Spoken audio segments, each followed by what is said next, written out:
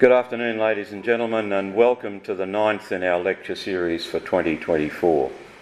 The title of today's lecture is Clouded Views, Data Protection in Today's Electronic World, and it'll be presented by one of our members, Thomas Hamer. Thomas has served in the Royal Australian Navy in the Persian Gulf and later on border protection operations. In civilian life, he's currently an IT Solutions Architect in cloud-based solutions. Today's is not our average style of lecture, and it will contain a lot of tech speak, and therefore I would encourage you to concentrate on the big picture. The electronic world now encompasses every aspect of our lives, including personal, commercial and defence. Indeed, in defence we've expanded the traditional areas of sea, land and air, and included space and now cyber. We need to be aware of the opportunities, implications and dangers it presents to every generation, and we need to be what's called tech savvy. To underline that, I recently took my 9-year-old granddaughter to a museum and was showing her an original 1948 Holden. She looked in the window and asked, "Pa, is there any technology in this?" So ladies and gentlemen, would you please welcome Thomas to the podium. Good morning everyone. So I'll just lay out the agenda quickly. So I'm going to run over quick introduction, general IT. I'll talk a little bit about the cloud, what the cloud is and how we use it.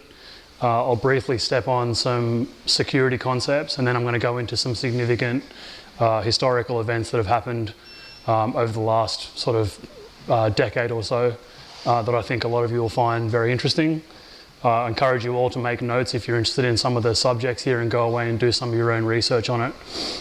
All of the stuff I'm going to discuss here will be available, like you'll be able to do all your own research online about whichever one sort of spikes your interest. So just briefly about me, I'm Thomas Hamer. I served in the Australian Navy between 2001 and 2006. I was an able seaman bosun's mate. I did Op Slipper, Op Relax. I was on Canimbla and Melbourne. And I currently work in banking information technology. And obviously the views that I discuss here are neither my employer nor the ADF. So a lot of you will recognise this guy here. This is obviously Sir John Monash. And I guess I'd like to thank you all for having me here today at RUSI to discuss information technology. This is a fabulous institution with a very rich history, especially amongst the officers, sailors and airmen who have spoken here before me. Sir John Monash, a reserve officer, architect and technologist, spent time developing himself in the decade prior to World War I to understand the new mechanics of war. He spent time learning how systems came together to build a modern Melbourne, and the same mental frame was applied to his battles in World War I. Monash was able to bring new technologies of his time to achieve victory in war. And today I'm here to take you through how leaders and intellectuals are revisiting this frame to architect the modern battlefield. My job today is to take you on a journey of what IT security is and go over some of the components of the information technology environment as it stands. And I hope to stitch this together into a clear picture of how we can bring that to bear on the modern battle space. This is not a presentation about bullets and guns and bombs. So all the war dogs here, I'm sorry, but there's not going to be any tanks and bullets and that type of thing. In the way that World War II wasn't the same as World War I, which wasn't the same as Korea, wasn't the same as Vietnam, Afghanistan 1 or 2, they were all a little bit different, but nonetheless they built on the last wars before them. And we're obviously getting more and more technological as we go along. And so, you know, the saying goes that war never changes, but it really does change. It changes a lot. What I'll say is don't try to understand the technical intricacies of what I'm going to discuss. There's a whole lot of depth that for the talk I'm giving today, I'm going to sort of touch on a few things. If it doesn't come to you naturally, don't dwell on it. Like I say, there's plenty of time. You can go away later on and learn more about it in your own time, but I'll try to scratch the surface a little bit, that you guys can get a bit of depth about how some of these things go together. So I want to quickly just kind of give the layout of what IT looks like in your day-to-day activities. And if you can imagine, on one side we've got your mobile phone browser, so you've got Firefox or Chrome open on your mobile phone. It could be a laptop, it could be any end device you've got, your home computer. And on the other side of the equation, we've got an application server. So you can imagine facebook.com. So when you look at facebook.com on your browser, what's happening is your phone, which has an address the same way your house has an address, is going to make a request over the network, which goes, in this case, using 5G or 4G. It's going to go to the local ISP that you use. So if you're using, let's say, for example, Optus, they've got an address that your phone communicates with directly, and then it goes across to the next ISP, which could be Telstra or Vocus or any of these other big companies. And then it ends up at the address of wherever facebook.com is hosted. And the application is the thing on the top, and then it goes down through the operating system, down to the actual physical link, and over the wire to get where you've got to go to. So when we're talking about computer networking and computer applications, this is kind of the really, really simple version of it. IT people, don't come after me. So the likes of facebook.com or any of the big companies that have got their own infrastructure, they're going to have something like this. They've got a data center. The data centers are obviously the big buildings that contain the racks, and they've got power, water, cooling, redundant phone lines and things like that. We have the networks. The networks is the stuff that connects the data centers out to the internet service providers and then onto you. That's all the networking stuff, which could be, again, 4G, 5G, fiber optic, coax cables, this type of thing. Then we move on to the servers and clients. So the first slide pretty well covered this, but the servers themselves are going to sit in these racks that belong in the data centers, and they're all connected up via the networking stuff that goes together there. And then the applications, like I say, all of the things you know and use on the internet, TikTok, Facebook, everything, it's all applications, right? And then we have the data, and we've got this DIKW pyramid, which is like something that will help you kind of put together an idea about how we use this stuff. So the data is just kind of the raw components, and these companies make use of that raw data to build something more interesting, like your feed on Facebook that shows you what your cousins are doing at the moment somewhere else in the world. So, but being able to sort of wrangle all this data together into something interesting that users can use will then give you a valuable application like facebook.com. We have something in IT called the CIA triad, which when you're thinking about information security, you want to think, is my data available, which is the A? Is my data confidential from the public or the wrong users? And is my data untampered with, and is its integrity intact? It's just a concept more than a link in the chain.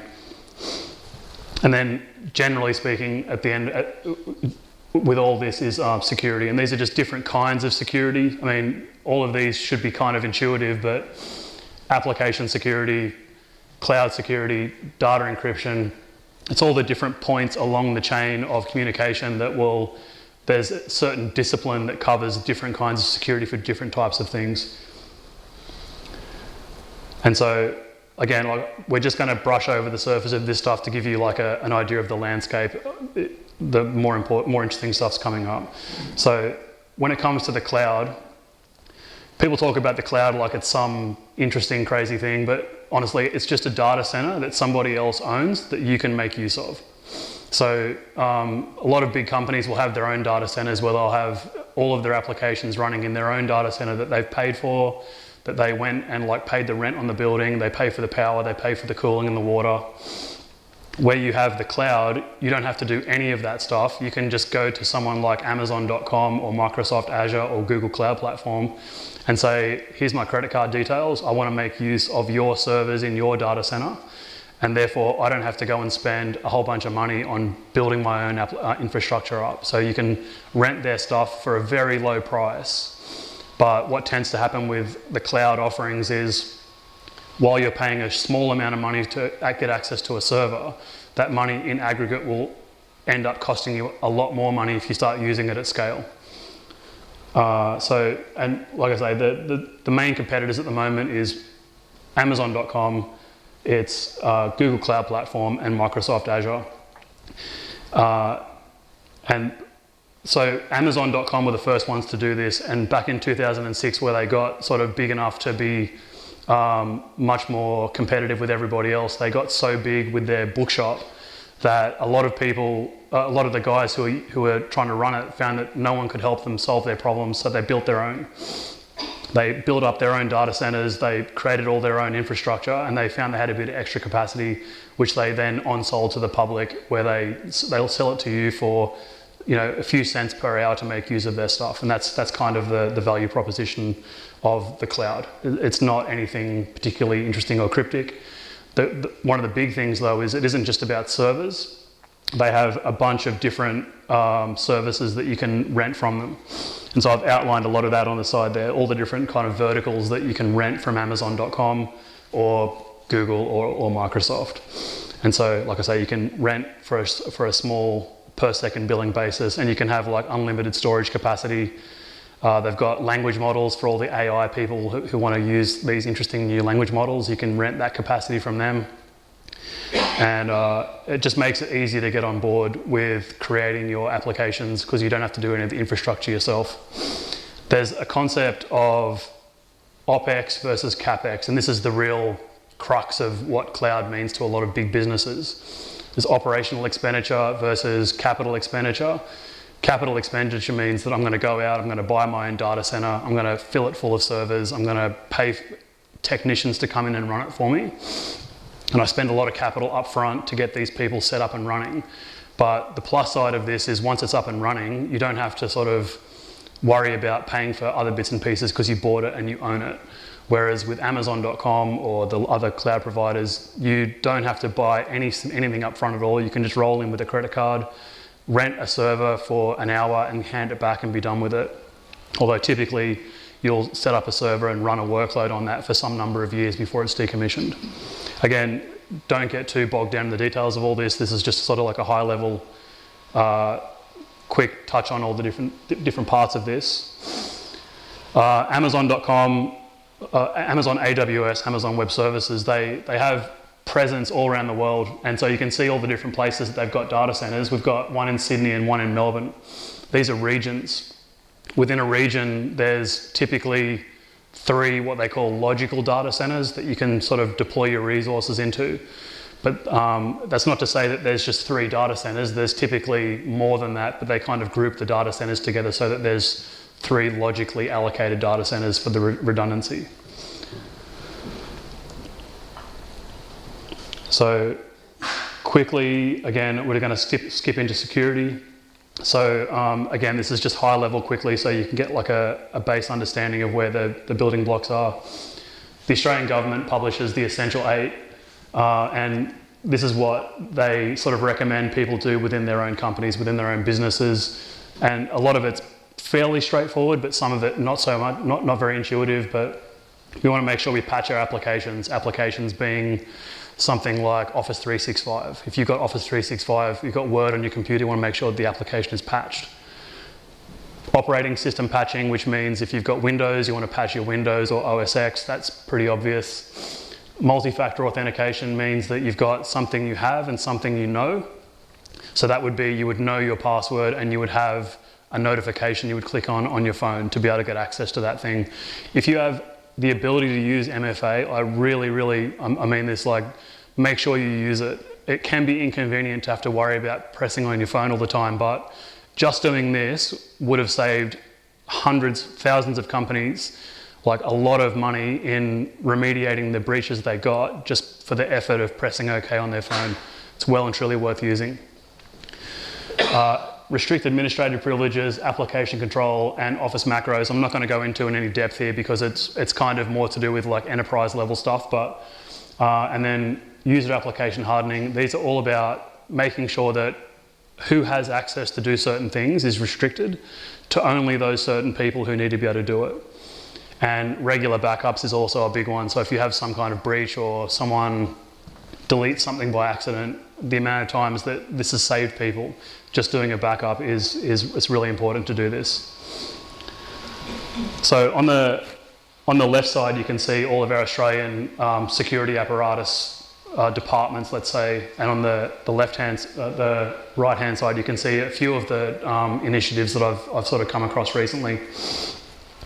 But there's the new top secret cloud is this Red Spice program that has got a lot of publicity in the last couple of years. The Australian Cyber Security Centre deal a lot with where companies have gotten a breach and they kind of will come in and do it and assist in helping with the issues that come with those breaches. And I also found out recently about the Cyber and Critical Technology Centre. Again, like, make notes if you want to go and check out some of these things in your own time if you're interested in them. So a few years ago, the Australian government passed this law, and this is easily found online as well, you can go and research it, but there's three kinds of ways that the government and these agencies can compel companies to give them your data. And so the first one is a technical access assistance request, where they can walk up to Microsoft.com and say, hey, can you share data about what Tom's been doing? They're likely to say no. But then they can say, there's a technical assistance notice where they say, I'm going to compel you to give me information about what Tom's been doing over the last couple of days, or I compel you to give me Tom's emails. And what comes with this is also a gag order, so that they'll tell you you can't tell the users that we've accessed your data. And then thirdly, before I explain this, so a lot of the encrypted messaging systems like Signal or WhatsApp, they come with what's called end-to-end encryption. And that end-to-end encryption means that there's a key exchange process, which we're going to cover in a minute, where I have a key and my friend has a key, and we do a key exchange, and then our communication is secret even to the provider. And that's true. But what the government can do is they can say, I want you to build me a capability where I can get in the middle of that encryption. So the government do have the ability in law to make a request for you to build them a backdoor or something approaching a backdoor into a business's services. They can tell you to do that. And again, that comes with a gag order. So they can tell you basically that you have to do this for us, and we're going to make sure you don't tell anyone about it. So I can tell a few of you are going to get glassy-eyed here, but try if you can to sort of bear with me on this. So we have a couple of different ways of doing encryption. There's symmetric encryption and asymmetric encryption. Symmetric encryption, if you can imagine, is like the Caesar cipher ROT13, where you rotate A 13 letters to the right and then you pass that encrypted text to somebody else and they just decrypt it back that way. And then asymmetric encryption is where we don't pre-share a key and we've got to create the key as we're going to use the key. And we've got a couple of different ways of doing key exchanges. One of them is called RSA and the other one's called Diffie-Hellman. We're going to do Diffie-Hellman on the stage right here in just a minute. But yeah, so we'll just get into it. I think I'll just jump straight into this as we go. So the way this kind of works, this is a live demo, so we'll see if we'll get this right, but the way this works is we have two people on the left and on the right, and we've got a private key, which I know, and I'm not going to ever share with anybody else. It's my private key. And so if I take the place here, my private number is 5. And if we, in the public domain, we've got a couple of numbers here, a prime number and a generator of P. In the experiment we're going to do on the table in a minute, you can just assume that those two numbers are the same thing, even though in the real world they're not. And then we're going to do some mixing here, some sort of, in the actual encryption or the key exchange, this is squaring numbers together. But we can do the same effect just by mixing colours. And if you can think about the numbers as being colours, like a value of a number, then this is going to really make sense to you. And so once we mix it, we're going to change it across. So once we get our number together and we mix it with the public number, we share it across to the other party, and they do the exact same thing, and we end up with a shared secret.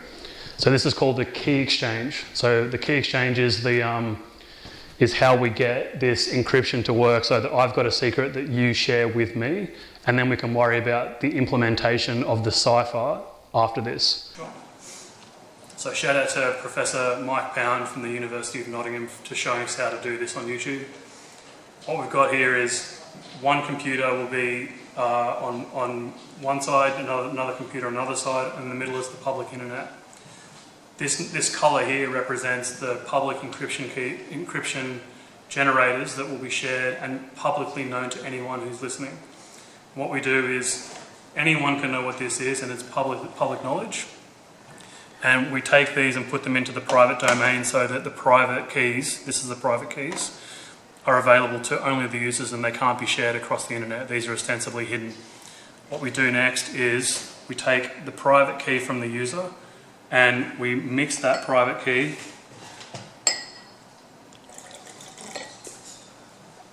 like this, and the other user will do the same thing. We take the private key and we mix it with the public portion, and then the mixed key is then shared across to the other partner over the public internet, so anyone can see these portions, where they go in behind, back into the private area again on your phone or your laptop. What happens next is you take your private key and then you mix it with your shared part of the key on your side. And when these get mixed together, these are essentially the same if the proportions are correct. And what you have is both sides of the equation have a shared key that they can then use to run their encryption algorithms. So when you've got a shared key, you've got a key that you know and that I know and that no one in the internet can possibly know about, then we have the shared key and we've done a key exchange. And so after the key exchange is done, then we can worry about passing data between each other. And so what happens is I've got a secret, you've got a secret. So once we've got a shared secret between you and I, and we both know what a secret number is, then we can do the actual cipher encryption across the wire, knowing that our data will be private. How this works in real life is kind of with these images I've got on screen. Again, don't try to read too much into the details of it, but the process is that we lay out the data into a grid array, and then the bytes are kind of like laid out over that grid. And then using the key we generated together, we kind of change each of the squares to be changed by the key some value a little bit. And then what happens is it gets mixed around a little bit. So we mix the rows, we mix the columns, and then we rearrange it. And the way you can conceptually think about this is as a Rubik's Cube. So the squares look like this, and there's a deterministic way of spinning a Rubik's Cube, which will, if you rotate it with the algorithm the right amount of times in the right way, it will encrypt into something that you can't look at it and see what it was. But when you've got a shared key that I've got, I can give you the encrypted Rubik's Cube, and then you can use your part of the key to wind back the algorithm and then get it back out of the encrypted way. This process runs over like a certain number of times, like 20 or 30 times or something. Like to change the colours of the cube, rotate it a certain way, change the colours of the cube, rotate it a certain way, 20 odd times. I give you the cube that's been spun around, and then you use the key that we created together, and then you can reverse that back out again. And that's more or less how that works. I hope that kind of makes sense. But it's an analogy, but it's a close enough analogy where it should make sense.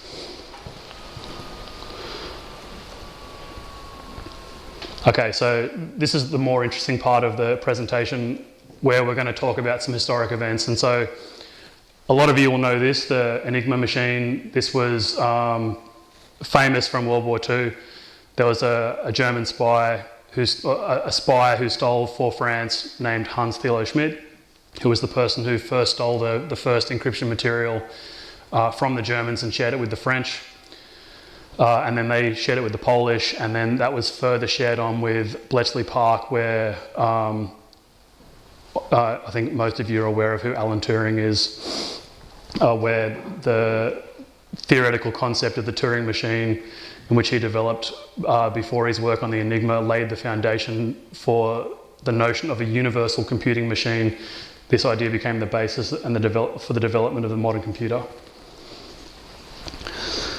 So on from there, so what we've got on screen now is what's called an elliptic curve.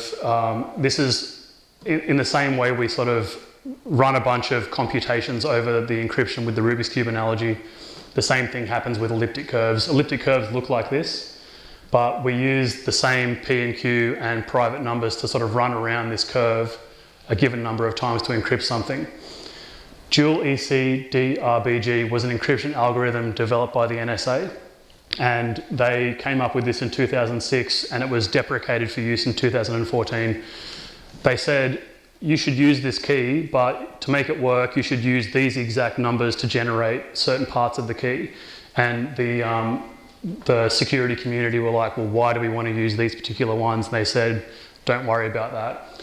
And so it's widely assumed, although never proven, that this was actually a backdoor, so that they were telling people to use this key, and they had a way to like get data back out of that encryption once the key exchange was done. Obviously, they stopped after they got caught. So on screen now, you can see there's a company in Switzerland called Crypto AG. This came out in 2018. It was a really big story that came out by the Washington Post. Their article on it goes into far more depth than I will today here. This company out of Switzerland, they produced these encryption devices up here where they sold them to all these countries on screen. You can see in the blue colour. Not Australia, not Russia, not China, but pretty well, like a lot of other countries, this was sold to. The company itself, Crypto AG, they were acquired by the CIA and the German Secret Service in 1970. The German Secret Service sold out of this company in 1990, but the CIA were in it until 2018 when this all became public. So for the last however many decades, the American government had been spying on all of their diplomatic partners and enemies using devices just like this. And they watched a lot of its significant historical events happen on the wire. For example, when the Libyan bombing in Berlin happened, they were listening to the Libyans in the embassy transmitting data back to Libya, explaining how they were successful in the bomb being detonated in the disco in Berlin. So they had knowledge of a lot of stuff that was going on just through this one device. There's a system called SS7 that runs pretty much all telecommunication networks. So your mobile phone, your phone at home, the lines between different places all run on SS7. So there's a shadow network that controls how the phones work, including mobile phones, and it requires access to kind of a walled garden to be able to interact with this thing. But some companies who operate with SS7 can be bribed for access, and when you can get access to this system, you can query the system for things like, what's the location of Tom right now, where is he in the world, and it will respond with your location. It can be used to intercept calls, so you can take over somebody's phone so that all incoming calls and messages will be rerouted elsewhere, and you can also cut off their connection. Intercept MFA prompts as well, and this has been made famous in a couple of interesting TV shows. And then also being used for things like data theft and denial of service, and all of this can be done without your knowledge as the user of the phone. You won't even know it's been happening to you. What's interesting, there's this Princess Latifah was abducted off a yacht off of Africa, I believe, or India. And the way that they found her on the yacht that she was on was by using SS7 to extract her location from the network. Obviously, you need quite a lot of money and resources to be able to do this, but it's a pretty dangerous system that they're looking for a replacement for. But this was all built before encryption was built into almost everything. So this is a plain text system, but you have to have access to the network to use it. This one I think is quite interesting. The Southern Cross cable, which is this cable you can see on the screen here, is the main fibre network which connects us to New Zealand, Fiji, Hawaii and America. You can see all the stopover points here, and it's a part of the greater network around the world where we have connections to submarine connections to the rest of the world. And there's not like tons and tons of these cables, but they are quite important and they carry a lot of data. But in August 2014, the New Zealand government figured out that the NSA put a network tap onto the landing point of the Southern Cross cable. And it was discovered that the NSA were collecting data from the Southern Cross cable and extracting all that data and sending it back to their data centers in the US. Now, what's interesting about this diagram is that America seems to look like it's in the middle of this, and they have what they call the home field advantage, in that pretty much all of the major communication that happens around the world has to run through their turf, where they can then use their network taps that exist on their landing points to extract basically all the data they need to about who's communicating with who and what they're saying. And what's also interesting about this is in here there's actually two cables that run to Tasmania. Both of these cables got severed at the same time back in 2014 by accident, 2022 by accident, and there was like an outage for about 5 hours. So these cables are really important for things to be able to work. So a couple of you will know who these guys are, maybe some of you don't. On the left side we've got Joshua Schulte, and on the right side there's Edward Snowden.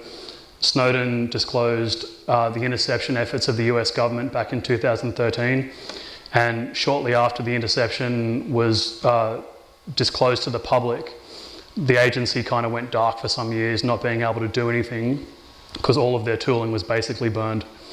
And right around that time was when ISIS kind of got a foothold in Iraq and Syria, because the capabilities of the NSA were diminished because they didn't have access to those tools anymore, and the ISIS guys kind of worked out how they were being spied on. And then, so Snowden disclosed that the government's collecting a whole bunch of data from everyone's phones, their laptops, you know, from all the different things that they had going on. And then a few years later, there was something called the Vault 7 leaks, which was what Joshua Schulte did. Both of these guys were kind of disgruntled employees. Snowden for more idealistic reasons, but Schulte was he had a fallout with one of his colleagues and didn't like the way it was handled, and then complained and got transferred and ended up saying, I'm going to burn this whole thing to the ground, I don't like you guys, kind of thing. And he ended up leaking a whole bunch of important data.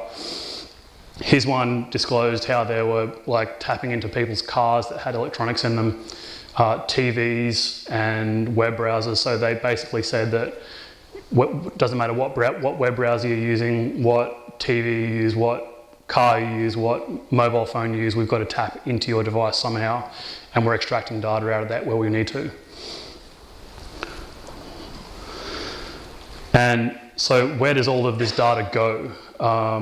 The bulk collection happens, like I said, from the network taps that are on all these cables that are around the world, you know, and a bunch of other ways, but also the Snowden leaks is what told us that Google, Apple, Facebook, all of these companies are complicit in all of this. And the reason why I discussed the Australian law earlier is because the Americans have got the same thing and they've had it for longer.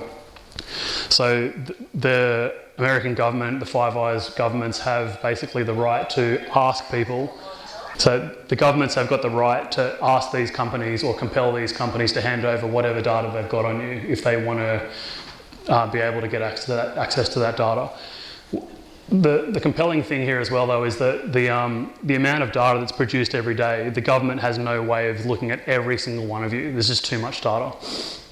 But there is a bunch of data collection that's happening, and they have ways to look into all of this stuff. So the Fairview program is the one that involves the network taps that exist on all the subsea cables. So as those cables land, they've got a network tap that listens in all the data crossing that, and they store that data. And that data gets stored in places like this. The Utah data center, this is kind of infamous in cybersecurity as a place where there's just a massive data hall where they have huge amounts of hard drives where they just basically stockpile all the data they collect out of these network taps. And a network tap is what it sounds like when they tap your phone. It's just a tap that listens in on the wire and then extracts all that data and saves it somewhere. It will get saved here. What's funny about this is this straight off the Wikipedia or something like that is like they park the stuff in storage in the hopes that one day they'll eventually have time to get to it. It's a huge amount of data that there isn't enough people to allocate to look through this stuff. So generally speaking, or what I can make of it, is that they store the data and then in the future, if they need to find out something you did back in time, perhaps they can access some of that data. So this WannaCry ransomware thing that came out many years ago, 2017, the story of this is quite interesting. There's a lot of stuff going on with this. The American government's offensive cyber capability is a group called the Equation Group. It's what they're known as in like the hacker circles or whatever. But the Equation Group are the ones that find and exploit these vulnerabilities that exist in software. And what they do is they stockpile these vulnerabilities, what they call 0 days. And a 0 day is no one knows about this thing or how it works until the day that it gets used. But once you use it, anyone can look at what you did and then they can find out how to use it themselves. Typically what will happen then is the manufacturer of those services will patch it, so you can't use it anymore. And so the American government had a couple of 0 days that they were stockpiling, but these guys called the shadow brokers broke into their servers and stole this 0 days, and then they made it public to some people. And then that was then used to create this encryption service where it was a service that would copy itself around the internet to different servers. It would break in, replicate itself, and then spread further around. And as it did that, it would break in, encrypt your hard drive, make it so it was like not usable for you, and then continue to replicate itself wherever it could using the 0 day to break into the computers as it was going. So this was really, really cleverly put together. And so we have an encryption service that does the encryption of the volumes or the hard drives. Eternal Blue will get access to what's called the server message block port, and Double Pulsar is the 0 day, which would give them access to be able to stay on that computer.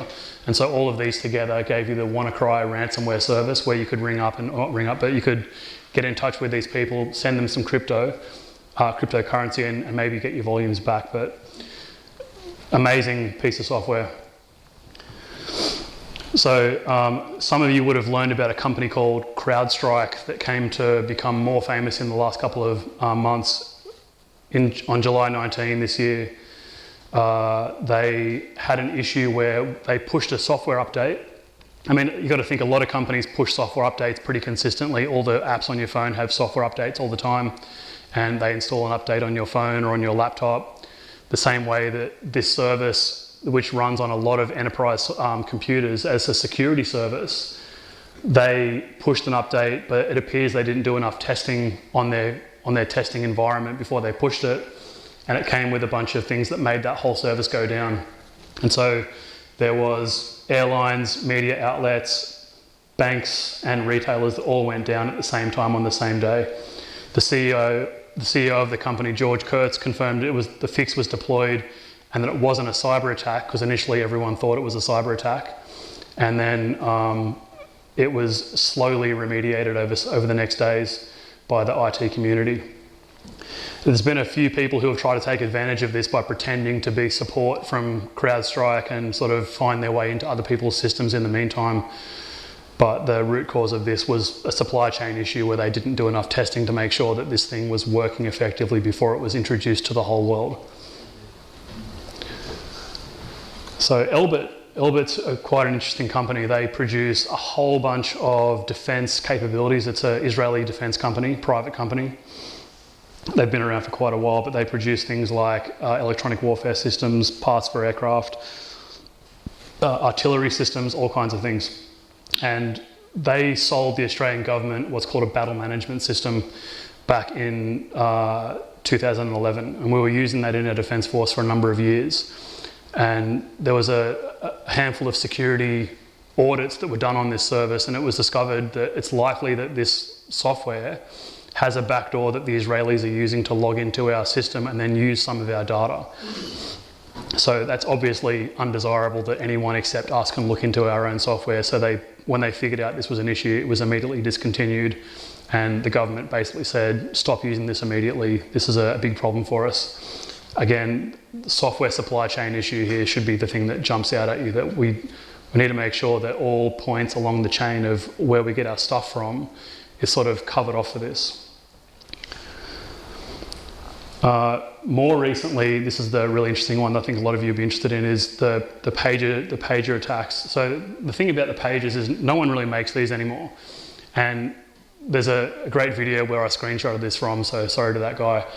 But the idea is that Hezbollah were looking for someone to replace the pagers they've got at the moment, and they contracted an intermediary company to track down some pages that they could use. They contacted this company, Gold Apollo, which is a legitimate Taiwanese semiconductor producer. They make all kinds of electronics. And this was somehow outsourced to a company in Hungary, where they were supposed to subcontract the pager production in their factory. And it appears that Mossad somewhere got in the middle here. And when they produced these pages in this now empty warehouse, there's nothing there. So people went to this place where they allegedly were created, and there's just no one, there's no company, there's no business. Obviously this capability was stood up for them to just create these pages quickly, and then they evaporated off the face of the earth. And yeah, so this is the real one, and you can see the Gold Apollo code, which was the branding of the company where this originally came from. So on the first day of the attack, they detonated all the pages. The pages are on people's belts. So some people's family line was immediately ended. And then one of the good things about this was highly targeted, because the people who got the pages were the ones who were doing the bad stuff with Hezbollah. So it wasn't like they were like bombing out entire buildings, they were bombing out single individuals. There was some problems. I mean, it's not perfect. The next day after that, there was walkie-talkies, again, quite targeted, because the walkie-talkies also had the explosives planted with the battery. And then on the third day, there was a lot of in-person meetings where they eventually ended up targeting with like precision-guided bombs. And from what I understand of this, they were quite successful in wiping out the entire hierarchy of Hezbollah in a handful of days. So back to the networking stuff. Huawei is a company that a lot of you would have heard of by now. They're a huge Chinese company that sell all kinds of like mobile phones, routers and switches. The routers and switches are the intermediate.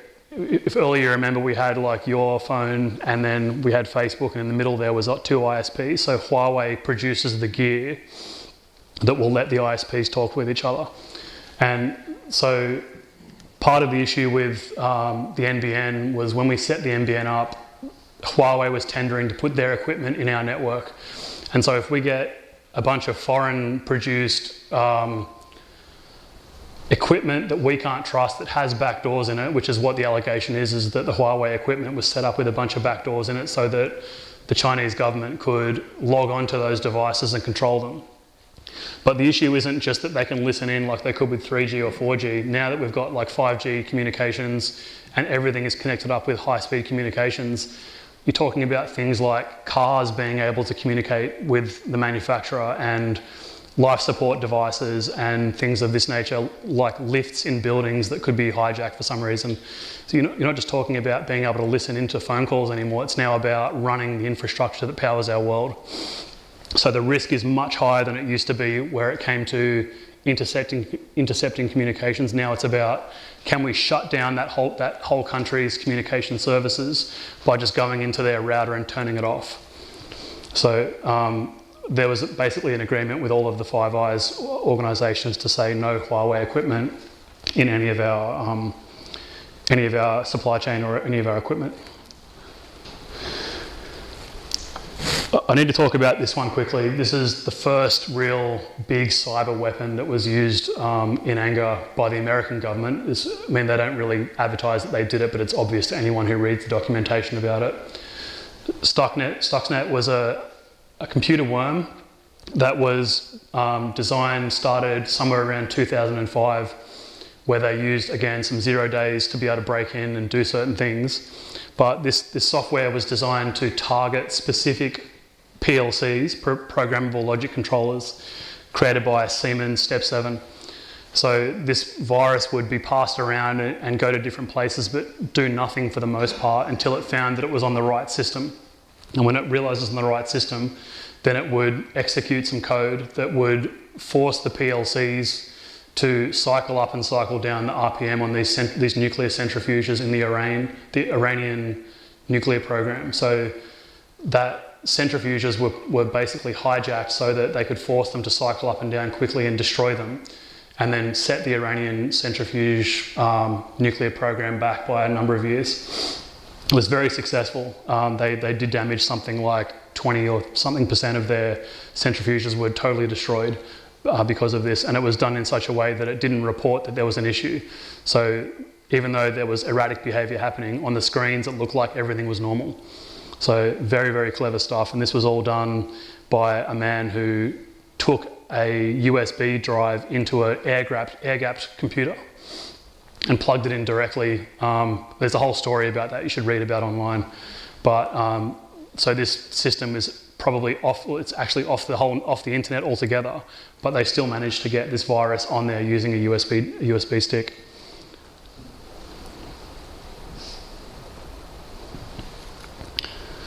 So I want to leave you with the supply chains matter. These are a few of my favourite quotes about logistics, and I think a lot of you will agree that war is won on logistics. My favourite one is from Omar Bradley, Amateurs Talk Strategy, Professionals Talk Logistics. You'll notice that a lot of the things we've discussed today is all about supply chain, and getting into that supply chain is the real crux of it. The IT, cyber, coding, technology stuff is all kind of not as important as where you can get into that system and interrupt what your enemy is doing, which is what all of this is all about. Any questions? Chris Skinner, member of Lucy.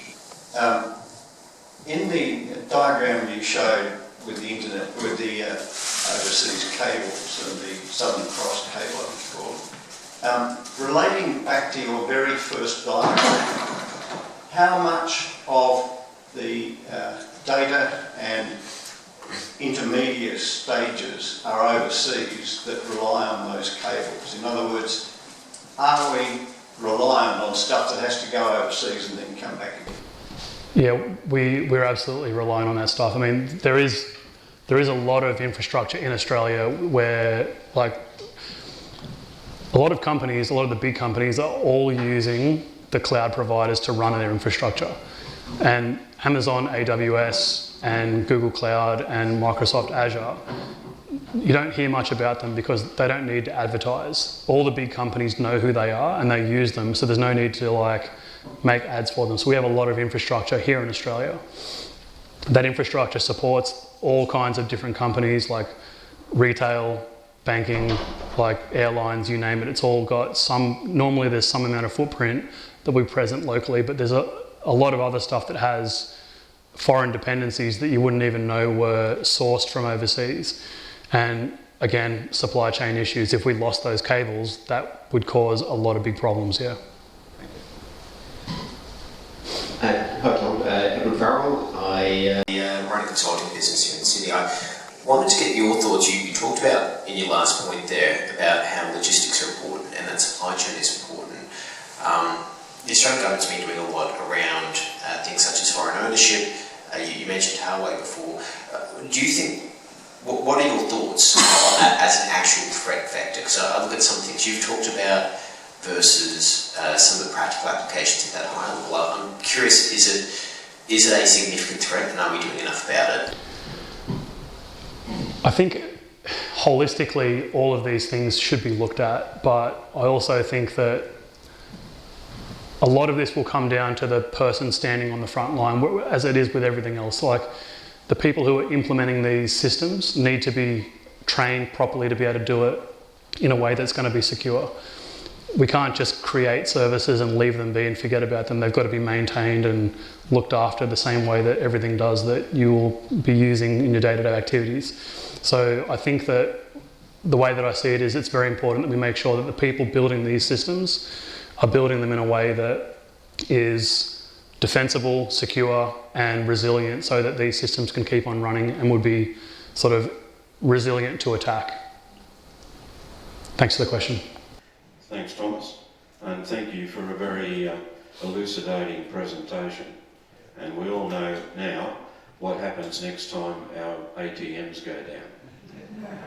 But on behalf of the Institute, I know you don't have a tie, but please accept that. Thank you, sir. Thanks. Thanks a lot.